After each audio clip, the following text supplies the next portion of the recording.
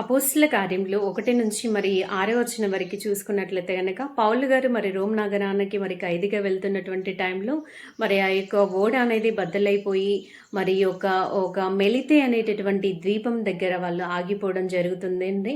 అక్కడ ఆగిపోయినప్పుడు మరి అక్కడ వర్షము కారణంగా చలి ఎక్కువగా ఉన్నప్పుడు ఆ మెలితే ప్రజలు మరి పౌలు గారిని చక్కగా రిసీవ్ చేసుకొని మరి అక్కడ మంట రాజబెట్టినట్టుగా ఆ మంటకి ఈయన కూడా హెల్ప్ చేస్తూ ఒక మోపెడు కట్టెలను మరి ఏరి మరి ఆ మంటల్లో వేసినప్పుడు ఆ యొక్క మంట వేడిమికి ఆ యొక్క కాకకు మరి యొక్క దానిలో నుంచి పాము అనేది బయటికి వెళ్ళడం అనేది బయటికి వచ్చి మరి పౌలు గారి యొక్క చేతికి వేలాడుతున్నట్టుగా అక్కడ ఉన్న వారందరూ కూడా చూస్తారు. చూసినప్పుడు ఏమనుకుంటారంటే ఈయన ఏదో పాపం చేసి ఉన్నాడు, ఓడబద్దలైనప్పుడు తప్పించుకున్నాడు, కానీ ఇప్పుడు ఖచ్చితంగా చనిపోతాడని మరి అనేక నిందలు ఆయన పైన వేస్తుంటారు. వేసినప్పుడు ఆయన ఏం చేస్తాడంటే మరి ఆ యొక్క చేతిని తిరిగి మరలా దాన్ని విసిరి కొట్టినప్పుడు ఆ యొక్క మంటల్లో పడి మరి ఆ పాము చనిపోతున్నట్లుగా మనకు చూసుకోవచ్చు. అది చూసినటువంటి ముందుగా ఆయనను నిందించినటువంటి ప్రజలు ఏం చేస్తారంటే ఈయన నిజంగా దేవత అనేసి మరి దేవుణ్ణి మహిమపరిచినట్లుగా మనం చూసుకోవచ్చు. అక్కడ ఏంటి అంటే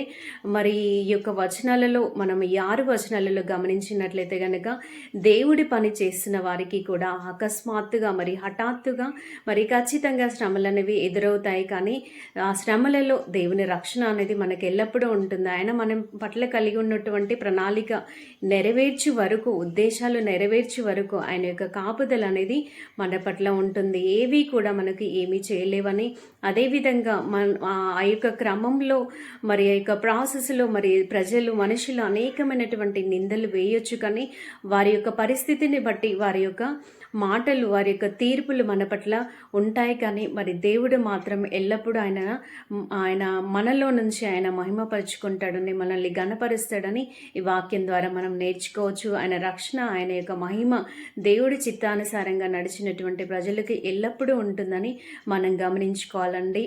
తీర్పు నుంచి ఆయన మనం మహిమలోకి ఆయన నడిపిస్తాడనే ఉద్దేశాన్ని మనం కలిగి ఉండి అటు రీతిలో ముందుకు వెళ్దాం. అటు కృప దేవుడే మనందరికీ కూడా దయచేయను గాక. ఆమేన్.